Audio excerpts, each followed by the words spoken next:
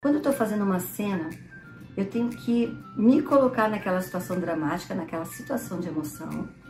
E ali eu vou começar a contracenar com meu colega, eu tenho que assistir, eu tenho que ter um olhar para saber até onde eu vou com a minha cena. Por exemplo, se eu tô fazendo uma improvisação e aí eu comecei a gritar e eu vejo que meu colega tá reagindo de uma forma mais assustada, eu tenho que falar, não, então assim não vai dar, deixa eu tentar um outro caminho. Como é que eu vou fazer? Eu falo que o teatro me modificou muito como ser humano, me modifica até hoje, porque quando a gente vai estudar um texto de uma peça, um texto de uma novela, a gente vai entender como é que nasce a história. Eu tenho os personagens e tenho o conflito. Para eu ter o conflito, eu tenho que ter pelo menos 2 pontos de vista diferentes.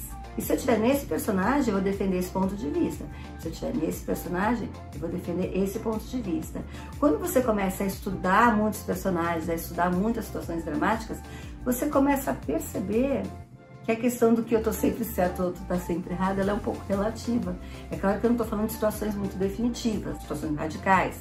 É uma cena onde, sei lá, eu tenho um bandido ou um vilão que tá oprimindo uma pessoa. A gente tem muitas cenas assim na dramaturgia, mas naquelas cenas do cotidiano, a gente consegue se colocar no lugar do outro e pensar como se fosse aquela outra pessoa. Então, você praticando isso, lendo diversos textos, fazendo essa análise de personagens, você acaba entendendo.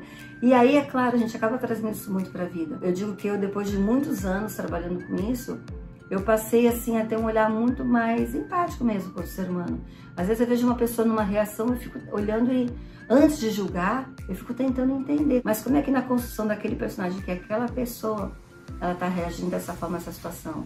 E aí voltamos a falar da estrutura do personagem, o que ela já viveu, qual é o histórico de vida dela, o que ela já passou, como é que foi o dia dela, como ela está nesse momento, o que envolve toda aquela pessoa, aquele ser humano que está ali reagindo daquela forma. E aí, quer você concorde ou não, você pelo menos tem um olhar empático.